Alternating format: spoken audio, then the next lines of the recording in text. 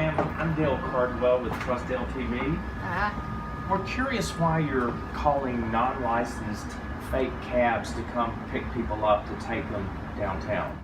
What you're seeing is the busting of a scheme that cost Boyd Norris $70 cash. And my Uber app was not working, so I stayed at Days Inn and I went up to the desk and asked the lady if she could get me a taxi, and she said yes. So the taxi driver told me he'd be there in 2 minutes. He pulled up with the taxi sign on top of his car, took me to my destination, and then charged me $70, which I thought was outrageous. $70. $70. Boyd told us he had arranged the cab ride with this woman, Smita Patel, manager of the Days Inn Hotel in College Park near the airport. I think the hotel owner or the hotel operator is getting a kickback from the taxi service.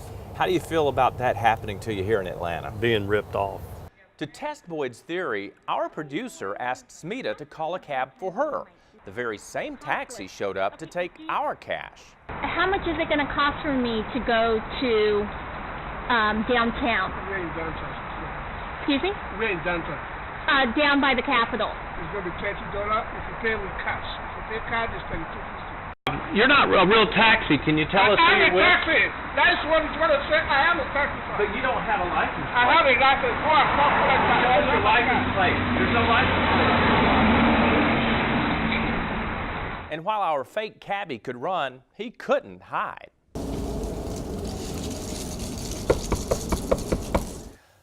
This home in Douglasville is where Consulate Limousine and Taxi Service claims to be headquartered.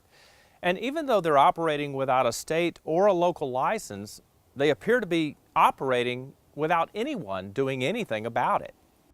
Until now, we took our video to the Georgia Department of Public Safety to get their take on the situation. Does this kind of thing surprise you? No, not surprising.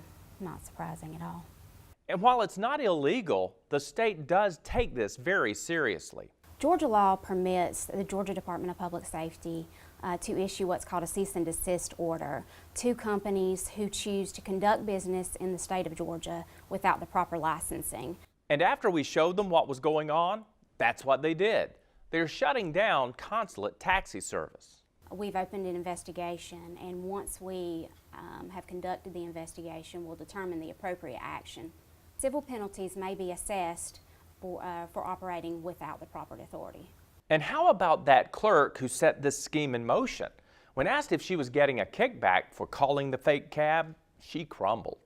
The gentleman that was here to pick her up and picked up the gentleman this morning, how much money do they pay you for calling them? No, they just, I don't want to myself in trouble, okay? Honestly, I don't want to be in trouble, okay? Well, I understand that. So if you can tell us how much money that driver pays you or pays the hotel, then we can finish. No, they just pay me $5. They pay you $5 per trip? No, it's not like that. Not per trip. No. Sometimes they pay $1, sometimes depend where they're going, okay? I don't want to do that. The easiest way to protect yourself is to go to the Department of Public Safety's website, where they list all the legitimate car companies in the state.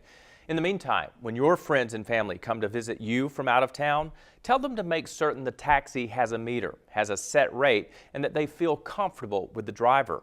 And be sure to share this video with them before they get on a plane.